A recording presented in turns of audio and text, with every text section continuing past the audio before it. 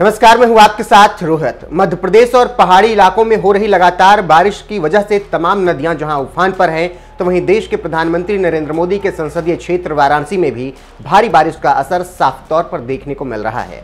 बारिश की वजह से गंगा का जलस्तर लगातार बढ़ता जा रहा है और इस बढ़ते जलस्तर ने अब तो नए नवेले नमो घाट को भी अपने चपेट में ले लिया है।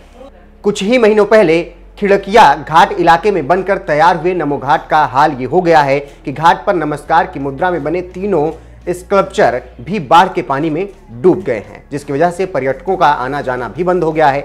हालांकि इस दौरान एक नजारा ऐसा भी देखने को मिला जब बाढ़ जैसे हालात के बीच अपना तिरंगा भी शान से लहराता हुआ नजर आया।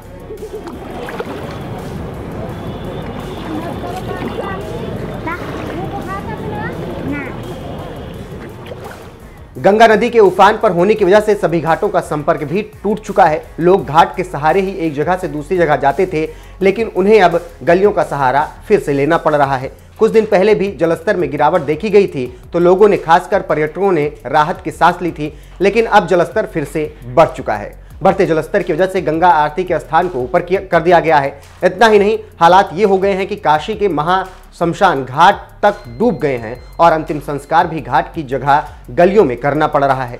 बाढ़ से बढ़ती काशी वासियों की मुसीबत को देखते हुए प्रशासनिक अमले ने तो मोर्चा संभाल लिया है। DM Kaushal Raj Sharma, DSP Kashi RS Gautam और एनडीआरएफ के अधिकारियों ने शनिवार को गंगा में पेट्रोलिंग कर बाढ़ के हालातों का जायजा लिया और जरूरी दिशा निर्देश भी जारी कर दिए। सर, ये बाढ़ की स्थिति क्या है और प्रशासन की तरफ से क्या व्यवस्था की गई है बाढ़ से निपटने के लिए और पीड़ित लोगों को? वाराणसी में जो बाढ़ का वार्निंग लेवल होता है वो 70.26 मीटर से अभी गंगा नदी आधा मीटर नीचे बह रही है और वार्निंग लेवल इसका कल शाम तक आने की संभावना है। उसी को देखते हुए ये नदी में सारा रेकी की जा रही है कि कहाँ कहाँ हम लोगों का बैक फ्लो करके पानी मोहल्लों में भर सकता है। और चूँकि पिछले वर्ष भी इसी तरह धीरे धीरे राइजिंग ट्रेंड के माध्यम से 4-5 दिन में पानी बढ़ा था, उसी तरह का ट्रेंड अब देखने को मिल रहा है कि पीछे की नदियों में पानी होने की वजह से यहाँ पानी बढ़ा है। लोकल बारिश यहाँ की नहीं है, लोकल जो पानी का कंट्रीब्यूशन है वो नहीं है, लेकिन जो ट्रेंड है उसके हिसाब से हमारे जो लो लाइंग मोहल्ले हैं और गाँव हैं जो ग्रामीण क्षेत्र में, उन सब में हम लोगों ने बाढ़ चौकियों को एक्टिवेट किया है। लोगों को आज मुनादी करवा रहे हैं, जिनको भी आवश्यक हो वो अपना माइग्रेट होकर हमारे बाढ़ शरणालय पे आ जाएं। वरुणा नदी का जो बैक फ्लो होता है अभी फ़िलहाल उसी के मोहल्ले ज़्यादा अफेक्टेड हैं।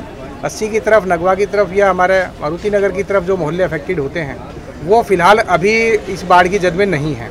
हो सकता है 2-3 दिन बाद अगर ट्रेंड यही राइजिंग रहा तो ऐसी स्थिति आ जाए, परंतु सभी लोगों को हम लोग सारे अनाउंसमेंट करवा के नगर निगम, पुलिस और प्रशासनिक अधिकारियों के माध्यम से सभी को कन्वे कर रहे हैं कि अपना सुरक्षित इंतज़ाम कर लें और आवश्यक हो तो हमारे जो हमने शेल्टर होम बनाए हैं वहाँ पे आ जाएं, जहाँ पे सारी व्यवस्थाएं हम लोग लागू करवा रहे हैं। डीएम कौशल राज शर्मा ने बताया कि आने वाले 2-3 दिनों में गंगा का जलस्तर और बढ़ सकता है, इसीलिए लोगों को सतर्क करने का काम शुरू कर दिया गया है।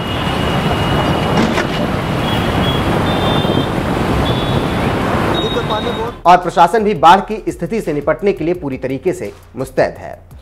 सिंचाई विभाग जो पीछे के जनपदों के संपर्क में हैं, उनसे जो ट्रेंड प्राप्त हुआ है फिलहाल अभी आने वाले 2 दिन में राइजिंग ट्रेंड ही है, इसलिए लोगों को सचेत करने के लिए कार्य शुरू कर दिए गए हैं। पिछली बार लगभग 30,000 लोग बाढ़ से अफेक्ट हुए थे।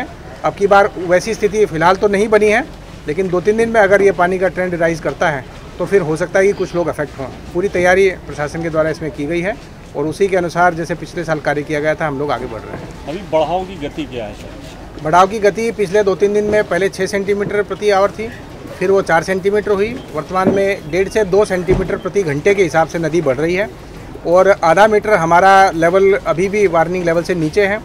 अभी इसी ट्रेंड से नदी बढ़ती है तो कल दोपहर या शाम तक हमारा वार्निंग लेवल टच करेगा और फिर उसके भी 24 घंटे के बाद इसी ट्रेंड से बढ़ती है तो फिर हमारा डेंजर लेवल टच करेगा, तब जाके असली बाढ़ का बिंदु आता है। फिलहाल अभी 48 घंटे हमारे पास समय है, इसीलिए सब लोगों को सचेत किया जा रहा है और सारी मशीनरी को इसीलिए एक्टिवेट कर दिया गया है। Thank you. आपको बता दें कि केंद्रीय जल आयोग के मुताबिक शनिवार को दोपहर 2 बजे तक गंगा का जलस्तर 69.48 मीटर था, जिसमें लगातार 2 सेंटीमीटर प्रति घंटे की रफ्तार से इजाफा भी हो रहा है।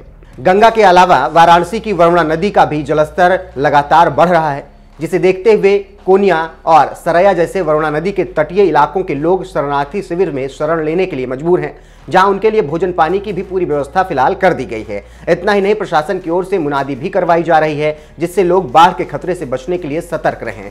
बहरहाल, बाढ़ से बेहाल बनारस का क्या हाल है, आप वाराणसी से आई इन तस्वीरों को देखकर समझ सकते हैं।